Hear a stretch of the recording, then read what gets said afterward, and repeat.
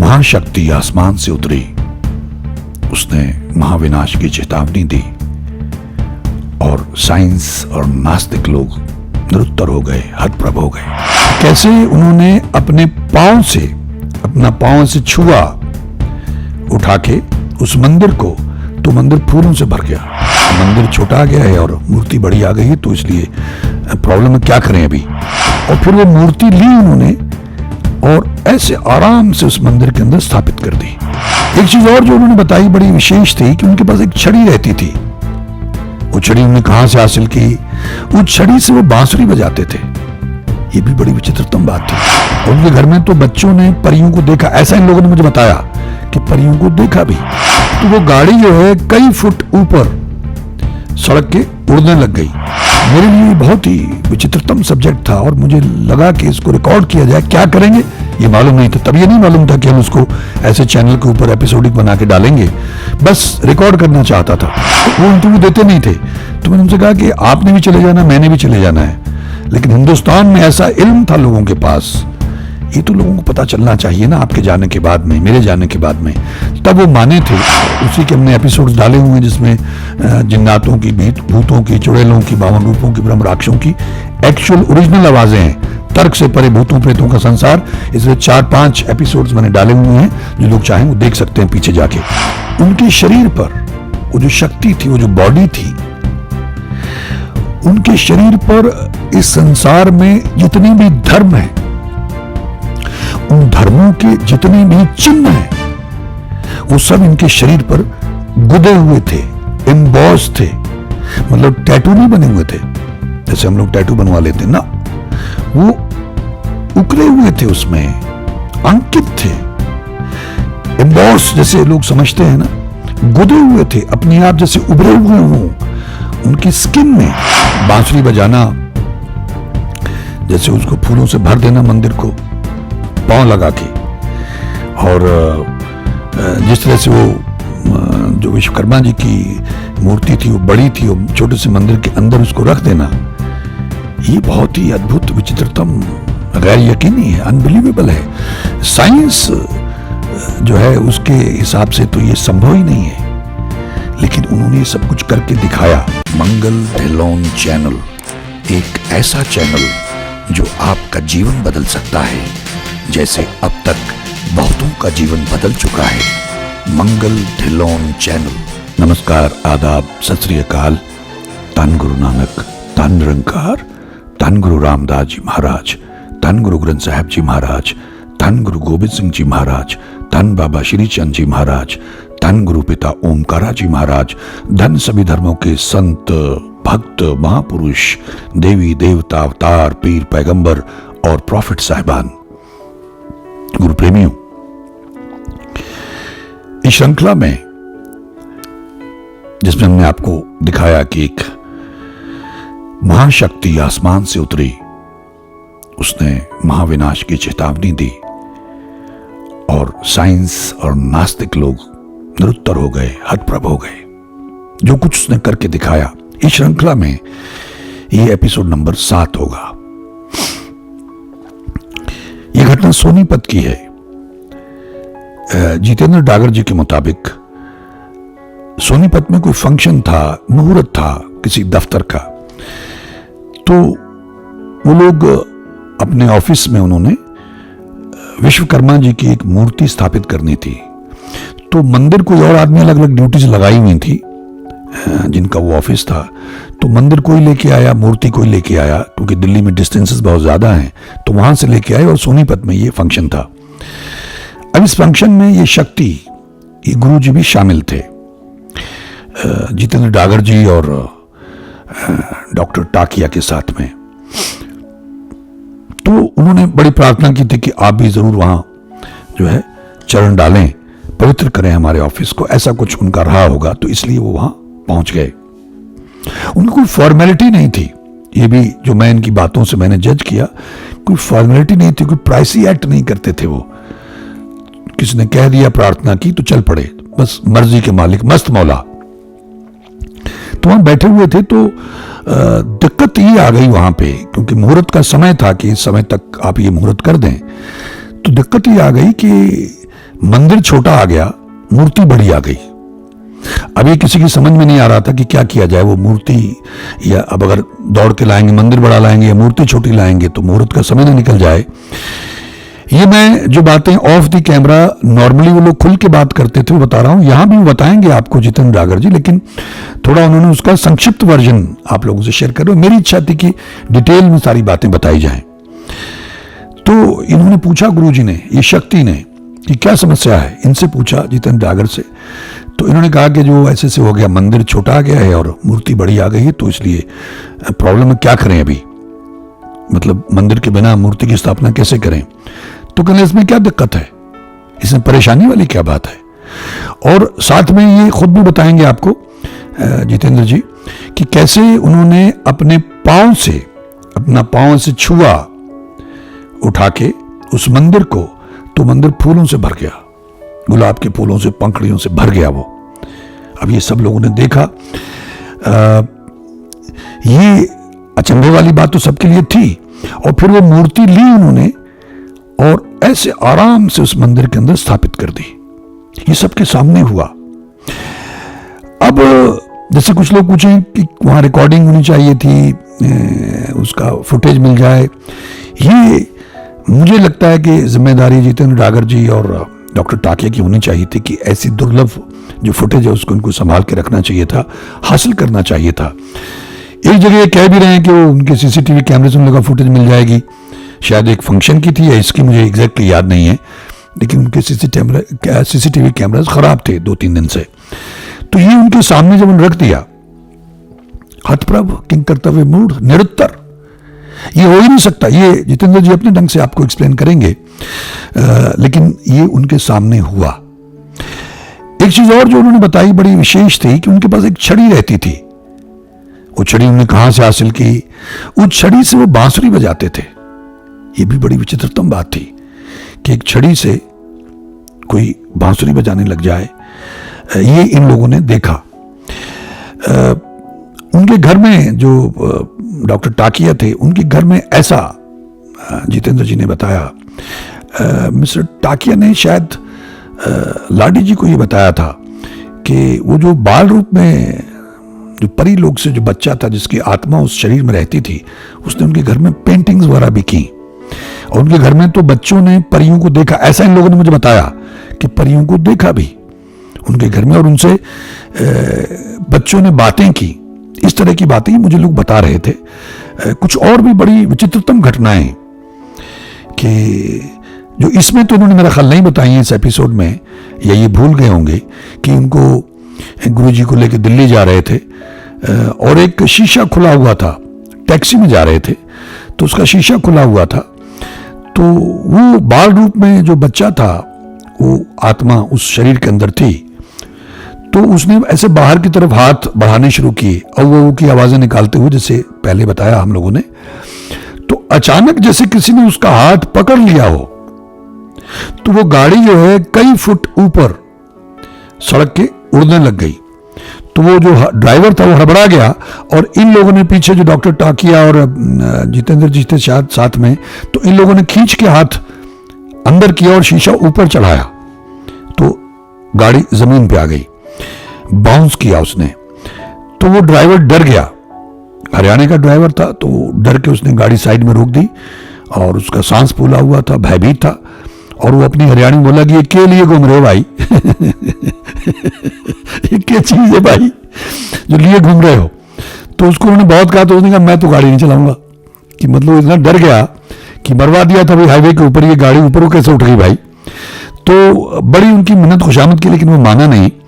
और फिर उन्होंने फोन करके दूसरी गाड़ी मंगवाई उस गाड़ी में लोग दिल्ली गए, लेकिन वो आदमी वापस चला गया, इतना डर गया, वो भयभीत हो गया। तो इस तरह की और बहुत सारी घटनाएं हैं जो वो लोग बेहतर बता सकते थे, लेकिन मेरे हर मुमकिन कोशिश करने के बावजूद मैं हासिल नहीं कर सका वो तमाम जानकारी, वो इंटरव्यू हासिल नहीं कर सका।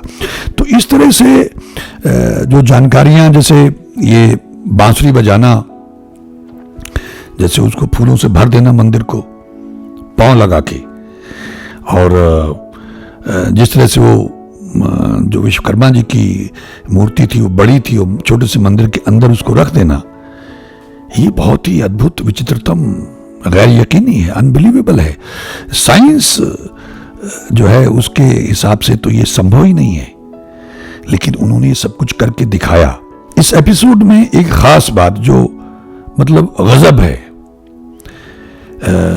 जबरदस्त है, मतलब उसके बाद जरा आप सोचिएगा, दिमाग पे जोर डालिएगा कि उनके शरीर पर वो जो शक्ति थी, वो जो बॉडी थी, उनके शरीर पर इस संसार में जितने भी धर्म हैं, उन धर्मों के जितने भी चिन्ह हैं, वो सब इनके शरीर पर गुदे हुए थे, एम्बॉस थे, मतलब टैटू नहीं बने हुए थे जैसे हम लोग टैटू बनवा लेते ना, वो उकरे हुए थे, उसमें अंकित थे। एम्बॉस जैसे लोग समझते हैं ना, गुदे हुए थे, अपने आप जैसे उभरे हुए हों उनकी स्किन में। मतलब जितने चिन्हों को ये लोग पहचानते थे, वो तो ये पहचानते थे कि ये किस धर्म का चिन्ह है, किस धर्म का चिन्ह है, लेकिन अनेकों, जितने धर्म है इस संसार में, अनेकों चिन्ह थे जिनके बारे में इनको मालूम ही नहीं था कि ये किस धर्म का चिन्ह है। ये आप सोचिए, इसका मतलब क्या है, ये क्या संदेश है, इससे हमको क्या प्रेरणा मिलती, क्या सबक मिलता, क्या दिशा मिलती है। तो इससे लाभ लें, ये बताएंगे आपको अपने ढंग से, लेकिन मेरे लिए ये मतलब अल्टीमेट विचित्रतम बात है। इससे ज्यादा विचित्रतम क्या हो सकता है कि उनके शरीर पर इस तरह सारे धर्मों के चिन्ह अंकित हों, एम्बॉस्ड हों। तो इनको सुनिए, ये बात मतलब मेरे लिए, मैं तो इसके बारे में सोचता रहा कि वो हम इंसानों के लिए एक बहुत बड़ा संदेश है, सारे धर्मों के धर्म चिन्ह उनके शरीर पर होना। आई विश की वो रिकॉर्डिंग होती, और इन लोगों को भी चाहिए था कि जब ऐसी चमत्कारी घटनाएं घट रही थी, हालांकि वो फोटो वगैरह खींचने देते नहीं थे, और अगर किसी ने कोशिश की, जैसा मैंने एक वीडियो में जिक्र किया है, तो चोरी भी करता तो कहता तेरा फोन फट जाएगा, मत कोशिश कर, नहीं आएगा। और उन्होंने बहुत सारे फोटो लेने की कोशिश की, नहीं आया। तो अब उनसे प्रार्थना करके, उनसे इजाजत लेके, मेरा ख्याल है कि रिकॉर्डिंग की जा सकती थी, क्योंकि उनकी मौज थी, अगर इजाजत दे देते तो रिकॉर्डिंग कर सकते थे। लेकिन इन लोगों ने नहीं की रिकॉर्डिंग, या इनको सूझा नहीं होगा, या उन्होंने इनको ये विचार आने ही नहीं दिया होगा। बस जो चीज इनके सामने घटती रही और ये हतप्रभ होते रहे, किंग कर्तव्य मूड देखते रहे। हाँ, उनके पांव नहीं पड़े। ये हो सकता है डॉक्टर टाकिया पढ़े, उनका आध्यात्मिक झुकाव था, वो मेडिटेट भी करते थे और इसीलिए वो उस इंस्पेक्टर के घर से इनके साथ आ गए। इसीलिए उन्होंने जब ये उनके घर गए थे पहली बार अपने माता पिता के साथ में, डॉक्टर टाकिया, तो ये नीचे बैठे सब लोग, वो एक तिपाही पे बैठते थे, तो उनको इशारा करके, वो बाल रूप में थे, इशारा करके अपने साथ बैठाया।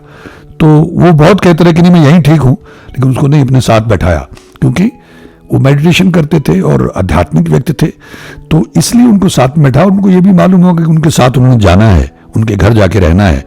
वो सब इंस्पेक्टर इस बात पे हैरान था, हालांकि उसने कहा कि नहीं उसको वहीं बैठे रहने दो, लेकिन उनका यहीं बैठेगा ये, तो उन्होंने अपने साथ बैठा। ये उनकी शुरुआत थी वहां पे, और वहां लेके डॉक्टर टाकी को उसके माता पिता आए थे कि एक बाबा जी आए हैं, गुरु जी हैं, उनसे हमें पता चला। अभी कैसे पता चलता था ये कोई जान नहीं पाया, कैसे लोगों तक खबर पहुंचती थी और कैसे लोग उनके पास पहुंचने लग गए थे, ये भी बहुत अद्भुत मामला था।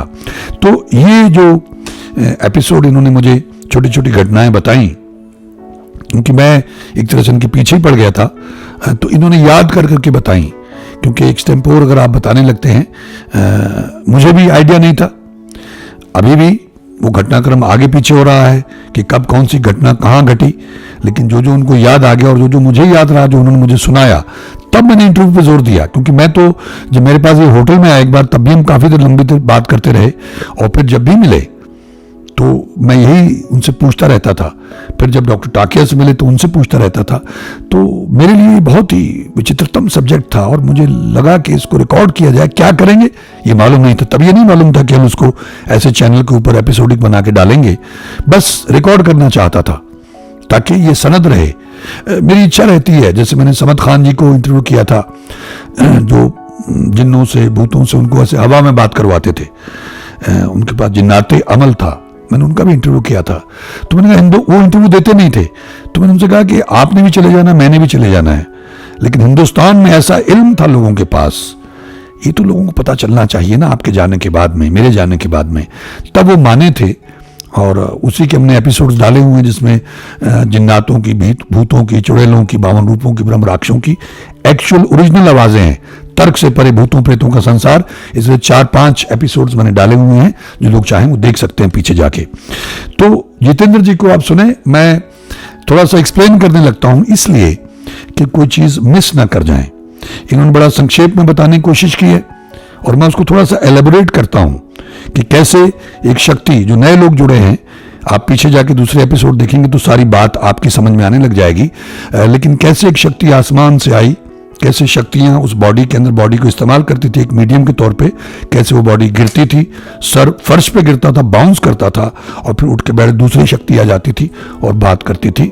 और अगर वो शक्तियां नहीं हैं तो उस बॉडी को जिंदा रखने के लिए ये परिलोक की एक बच्चे की आत्मा उसके अंदर रहती थी, तो वो अजीब अजीब हरकतें, अजीब अजीब आवाजें निकालता रहता था बच्चा, वो उसको जिंदा रखने के लिए, बॉडी को सही रखने के लिए। इस तरह का एक सिलसिला चला 3 महीने। 1 महीना सब इंस्पेक्टर के घर में ये रहे ये शक्ति, और 2 महीने डॉक्टर टाकिया के घर में रहे। और जितेंद्र डागर उनके मित्र हैं, ये मिल के काम भी करते थे डॉक्टर टाकिया, और वो उनके पास कोई शफा है, ईश्वर की कृपा है, तो अगर रीढ़ की हड्डी कोई प्रॉब्लम हो तो उसकी वो थेरेपी वगैरह करते हैं। और मेडिटेशन की वजह से कई बार हाथ में शफा होती है, अगर आप हाथ से मसाज कर देते तो आदमी को राहत मिल जाती है। तो जिन लोगों को रीढ़ की हड्डी की प्रॉब्लम हो, बैकबोन की, ऐसी इस तरह की, वो डॉक्टर टाकिया से संपर्क कर सकते हैं। हम कोशिश करें उनसे संपर्क करने की, यदि संभव हुआ उनसे पूछ के हम उनका नंबर भी देंगे इन एपिसोड्स में, ताकि आप लोग डायरेक्टली उनसे बात करके, अगर किसी को रीढ़ की हड्डी की प्रॉब्लम है, थेरेपी लेना चाहता है, तो उनसे मिलके आप वो थेरेपी ले सकते हैं। और वो ऑर्गेनिक ये जो प्रोडक्ट्स हैं, ये जो प्रोटीन्स हैं और आदमी के लिए जो सप्लीमेंट्स हैं, उनका भी वो काम करते रहे हैं।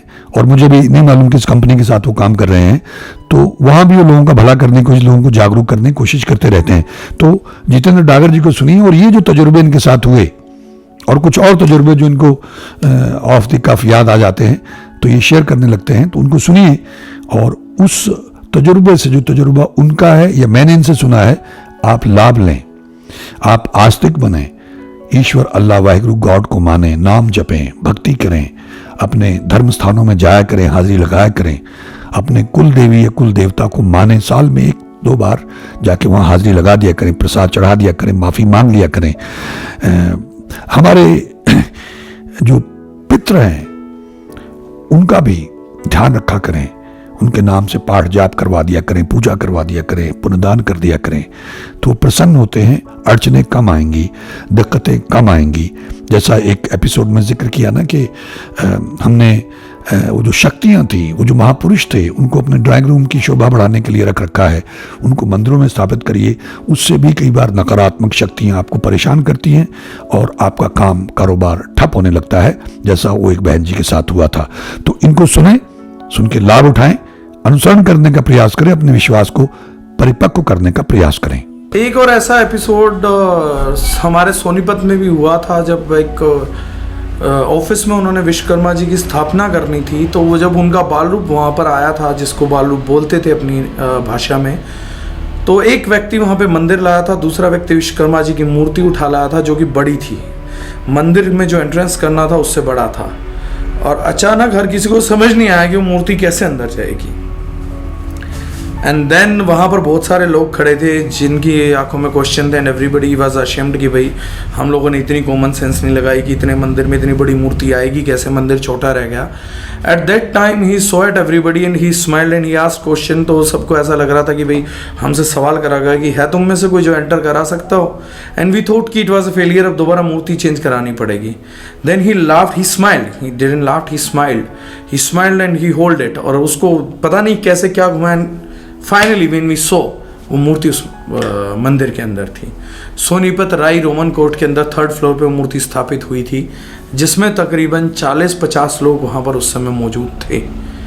उससे पहले उन्होंने उस मंदिर के अंदर पैर रखा था, तो पैर से गुलाब फेंके थे, तो वहाँ पर भी वो सीन देखने के लिए थे कि जब उन्होंने पैर ऊपर उठा के रखा तो उस मंदिर में गुलाब भर गए थे, पंखुड़ियाँ थी, गुलाब के फूल थे, वो भर गए थे। एंड देन उन्होंने विश्वकर्मा जी की वहाँ पर स्थापना करी। ये एक अलग तरीके का चमत्कार था जो हम लोगों ने देखा, जो एटलीस्ट स्पेस एंड साइज़ के मैटर में था।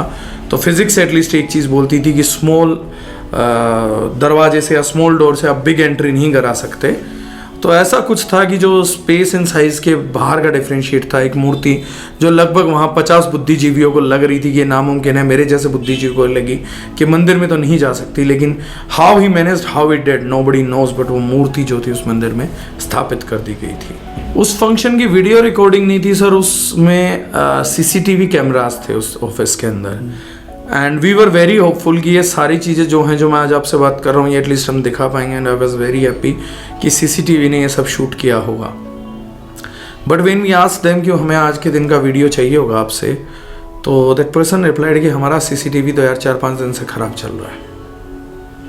इसलिए मिरेकलस है, अद्भुत है, पागलपन है कि मैं जो बातें बोल रहा हूँ उनमें से 90% 99% सिर्फ तजुर्बा है जिसका सबूत कोई नहीं है। लेकिन हाँ, उस ऑफिस के 40-50 व्यक्ति इस बात को स्वीकार कर सकते कि उन्होंने होते हुए देखा। सर वो गए कैसे? सडनली ही सेड कि I was about to leave, और हम लोग फेयरफुल थे कि ऐसे कोई आदमी आया गायब हो जाए, कल को पुलिस इंक्वायरी, कुछ भी हो सकता है।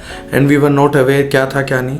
सो ही रिक्वेस्टेड कि मुझे गंगा जी के घाट पे छोड़ दीजिए, यमुना घाट पे छोड़ दीजिए, पानीपत के नज़दीक, एंड आई विल मैनेज। और मैं ना आप मेरे को जानते थे ना मैं आपको जानता हूँ, somehow he said that. So we were not ready. तो एक दो उनके फॉलोवर और थे, हमने उनसे कंसल्ट किया एंड फाइनली यमुना जी के घाट पे उनको ड्रॉप कर दिया गया, उनको छोड़ दिया गया। और यमुना जी के घाट पे वो थोड़ी दूर तक हमें जाते हुए दिखे, उसके बाद हम लोगों को वो दिखे नहीं। और अब वो कहाँ है, क्या है, यहाँ नहीं है, कहीं हमारे देश में है या कहाँ पर है, we don't have a clue. क्योंकि उन्होंने बोल दिया था ना मेरे को ढूंढने की कोशिश करना, ना जानने की कोशिश करना। एक तजुर्बा था जो साथ बिताना था, एक तजुर्बा है जो साथ बिता लिया। इसके बाद ना उन्होंने कभी कोई कर्म कांड, कोई मंत्र, ना कोई तपस्या, ना कोई ध्यान, कुछ नहीं बोला। सिर्फ एक ही चीज़ बोली थी कि आज के बाद भैया अपना काम करते रहना, अपने काम में बिजी करते रहना, अगर कुछ सीखा हो तो उसको इम्प्लीमेंट करना, कुछ चीज़ें समझानी थी वो समझ आ गई हो तो आगे बढ़ना। And then after we followed the same thing, we are busy working, we are not talking to anybody about these incidents, but आपके माध्यम से लगा कि ये बात कहनी चाहिए तो कह रहे हैं। सर मेरे मित्र शायद मदद कर पाए, लेकिन मेरे को इस बारे में बिल्कुल भी क्लू नहीं है कहाँ से आए। एक मुलाकात ये वही बहुत अजीब है, उसके आगे जानने की तो कभी इच्छा ही नहीं हुई। और उनसे ज़्यादा इंटरेक्शन करने का मतलब भी ये था कि शायद हम कहीं उलझ सकते थे। एक डर भी खाता था कि कहीं ऐसी किसी चीज़ में ना उलझ जाए कि हम वास्तविकता और साइंस और चमत्कारों के बीच की गुत्थी बन के उलझ जाएं। उस टाइम पे परमात्मा में भी मैं कह रहा हूँ अभी भी इतना फेद नहीं है, उस टाइम तो बिल्कुल ही नहीं था कि कोई ईश्वर होता है ऐसे चमत्कार धरती पे कर सकता है। एक सोर्स ऑफ एनर्जी तो महसूस होता है कि कहीं ना कहीं है, जिसे हम नेचर बोल सकते हैं या चमत्कार बोल सकते हैं, कुछ भी कह सकते हैं, लेकिन इससे ज़्यादा कभी महसूस नहीं हुआ। बहुत पतले से, बस हड्डियों के ऊपर स्किन थी, इससे ज़्यादा कुछ था ही नहीं। लंबा चेहरा था, दाढ़ी रखते थे। अजीब सा क्वेश्चन है सर, कोई व्यक्ति अगर कभी दाढ़ी ना काटे और 17-18 साल का बच्चा अगर दाढ़ी ना काटे तो उसको 20-22 साल में एक, जिसे हम बोलेंगे रोए, एक सिख दाढ़ी होती है कि वो ग्रो कर जाती है, बड़ी फ्लरिश करती है। लेकिन एक दाढ़ी बच्चों के चेहरे पे आती है जो बालों के रोए तरीके की होती है, ऐसी दाढ़ी थी। लगभग इतनी बड़ी रही होगी, इससे ज़्यादा बड़ी दाढ़ी नहीं थी। वो लुक नहीं, बाल लगभग इतने रखते थे जब खुलते थे, तो अदरवाइज उसको ऊपर पोनीटेल करके रखते थे। तो चेहरा लंबा था, बहुत ही पतला था। एक अद्भुत चीज़ थी उनके शरीर पे कि लगभग हर धर्म का साइन, चाहे वो ओम हो, क्रॉस हो, 786 हो, कुछ भी हो, तो वो सब अंकित थे। मतलब टैटूड नहीं थे, जिससे चीज़ हम टैटू बोलते हैं, वो टैटू नहीं थे, वो एक नेचुरल से एम्बोज थे पूरे स्किन के ऊपर, जो देखे गए हैं, जो हमने खुद देखे हैं। वो लगभग हर धर्म के थे, जिसको हम जानते हैं, जिसको हम नहीं जानते। जिन धर्मों को हम पहचान पा रहे वो थे, जिन धर्मों को हम नहीं पहचानते वो भी थे। शार्प थे सर, बिना खाए आदमी इतना एनर्जी में कैसे जिंदा रहता नहीं मालूम। फीचर शार्प थे, नाक नोज शार्प थे, नोज शार्प थी सर। आंखें बड़ी, मीडियम, छोटी? आंखें छोटी थी। छोटी थी, आंखें छोटी थी। ओके। एंड दांत नॉर्मल? दांत बड़े बड़े थे सर, बड़े बड़े दांत थे। दांत बड़े बड़े थे। अच्छा, और लिप्स पतले थे या मोटे थे या? लिप्स पतले थे सर। पतले। दांत बड़े बड़े थे? दांत बड़े बड़े थे, लेकिन वाइट थे? हाँ, ये भी बात थी सर, वो कभी ब्रश नहीं करते थे, दांत वाइट थे। वाइट थे, स्किन, नहाते थे नहीं थे? नहाते नहीं थे सर, एटलीस्ट मैं खाते पीते थे ना नहाते थे? ना खाते पीते ना नहाते थे, चाय पीते थे, चाय और पानी पीते थे। और एक और बड़ा कॉम्प्लिकेशन है, जब वो बाल रूप में जिस रूप में रहते थे तो उस रूप में चाय भी नहीं पीते थे, तो ज़बरदस्ती पिला दिया, पानी भी नहीं पीते थे, पानी भी पिला दिया वरना फेंक देते थे। तो जैसे बच्चा जिद करता, अगर नहीं पसंद आ रहा तो बर्तन भी फेंक देते थे। तो इस तरीके की भी बहुत सारी चीज़ें करते थे। कई बार खाली टाइम में बैठे पेंटिंग्स बनाते थे बाल रूप के अंदर, जहाँ में लगता था कि पेंसिल पकड़ना मुश्किल है। कई सुंदर पेंटिंग्स भी बनाई हैं। किस चीज़ की? परीलोक की, एक यूनिवर्स का सिग्नल देती हुई कुछ ऐसी चीज़ें हैं जो एक दो मैंने देखी थी। एक उनके पास छड़ी होती थी, अद्भुत एक कार्यक्रम ये भी करते थे कि अपनी छड़ी से फ्लूट बजा देते थे, which is impossible to do for any musical artist. वो कर देते थे, वो सुना हमने। वो छड़ी उनको कहाँ से मिली थी? दोनों सर साथ में ही थी उनकी, जब भी देखा साथ में थे। उसको अलग रखना पसंद नहीं करते थे, उसे साइड में कहीं पे रखना पसंद नहीं करते थे, तो साथ ही रखते थे। I don't know whether he is a personality, he is a human being, he is a power, कोई शक्ति है, किसी का अंश है, कोई देवी थे, कोई देवता थे, कुछ समझ नहीं है। तो उन्होंने ये बताया कि ये जो बॉडी है उन्होंने कहाँ, अगर वो शक्ति है तो शक्तिवत बॉडी कहाँ से मिली उनको? वो बॉडी किसकी थी? वो कहते थे कि हरियाणा में एक क्षेत्र है जींद के, उन्होंने बताया कि राजा होते थे, उस राजा के वहाँ पर वो राजा के समय पे कभी उनके कुल गुरु में से थे, उनके कुल पुरोहितों में से थे। तो करण पंडित उनका नाम होता था। अब इतिहास खंगाला जाए तो शायद कोई क्लू मिल सकता है, लेकिन हम लोगों ने निजी ज़िंदगी में रेट रेस में बिजी होने के कारण कभी इतिहास खंगालने की कोशिश नहीं की। लेकिन उन्होंने कहा कि मैं जींद के राजा के यहाँ पर कभी कुल पुरोहित होता था और मेरा नाम करण पंडित होता था। उसके बाद ये जो शरीर है मैंने रखा और उसके बाद छोड़ दिया था जयपुर में, शायद उन्होंने बताया कि उन्होंने शरीर छोड़ा था। उसके बाद दोबारा 2014 he regained his body for few time. That's what he said. That is highly unbelievable. But अब हमें कुछ सोर्स नहीं मालूम तो कुछ कह नहीं सकते। तो बॉडी करण पंडित की थी, लेकिन बॉडी करण पंडित जी की थी, जो वो बोलते थे कि बॉडी में शक्ति कोई और थी जो लेके आई, जैसे बाल रूप में परिलोक से आए। वो कह रहे थे कि ये बॉडी है करण पंडित जी, जो भी वो शक्ति थे उनको ड्यू टू हिज स्पिरिचुअलिज्म और पावर्स परिलोक में कहीं जगह मिल गई है, and he is having some duties over there, and there is a world like our world. हमारे फिजिकल वर्ल्ड की तरह वहाँ पर भी एक वर्ल्ड है जिसमें वो लोग रहते हैं और वहाँ पर उनकी कोई ड्यूटी है। तो वो कहते थे कि मेरी सोल हमेशा इस बॉडी में नहीं रह सकती और यहाँ पर अगर कोई सोल इस बॉडी में नहीं होगी तो ये सड़ जाएगी। तो ऐसे किसी सिचुएशन के अंदर उन्होंने कहा कि परिलोक के एक बच्चे की जो बहुत पावरफुल है उसकी सोल को हम इस बॉडी में डाल देते हैं और फिर जब शक्ति आती है तो वो चेंज होते रहते हैं। That was the logic. ये किसने कहा? ये वो जो सूत्रधार मैंने आपको बताया, दादा रल्दूराम जो आते थे, तो ही यूज टू टेल अस कि ऐसा ऐसा है। वो ही एकमात्र चैनल थे जो हमसे बात करते थे और हमें बताते थे कि क्या है क्या नहीं है, जो भी एक bit of clarity is there, तो वो उन्हीं की वजह से। लेकिन करण पंडित खुद कभी नहीं है? करण पंडित जी आते थे। अच्छा। वो जब आते थे तो शरीर में बिल्कुल भी ऐसा लगता था जान नहीं है, बूढ़े का जैसा शरीर होता है वो वैसे बिहेव करते थे, उठ नहीं पाते थे, हाथ पैर बड़ी मुश्किल से हिलते थे, खांसी बहुत होती थी उस टाइम पे, बोलते बोलते भी खांसते रहते थे, तो बोला बड़ी मुश्किल से जाता था। इसलिए हम लोगों को थोड़ा सा मानसिक द्वंद्व भी हुआ। अगर ये सब चीज़ें ना होती तो हम शायद ये भी मान बैठते कि कोई जादूगर है, लेकिन एक व्यक्ति शरीर को इतनी पीड़ा दे रहा है, ये लॉजिक समझ के पार है, उसे उसके बदले कुछ चाहिए नहीं, ये समझ के पार है। और अगर इतनी खांसी शायद कोई नॉर्मल व्यक्ति एक्टिंग में भी इस्तेमाल करेगा तो उसका तो बहुत बड़ा नुकसान हो जाएगा। तो जिस से वो बोल पाते थे और हर बार जो बोलने की स्पीड होती थी, जो फ्रीक्वेंसी होती थी, जो अटरिंग वर्ड्स था, एक्सेंट था, वो हर बार चेंज होता था। तो कितनी आत्माएं आपको लगता है जो शक्तियां उनके सबके आगे अंदाजन कितनी आगे बोली होंगी जो एक्सचेंज होता रहा? सर जो मैंने देखी होंगी तो आप मान के चलिए तकरीबन मैंने 100-125 देखी होंगी। मंगल ढिल्लोन चैनल एक ऐसा चैनल जो आपका जीवन बदल सकता है, जैसे अब तक बहुतों का जीवन बदल चुका है। मंगल ढिल्लोन चैनल।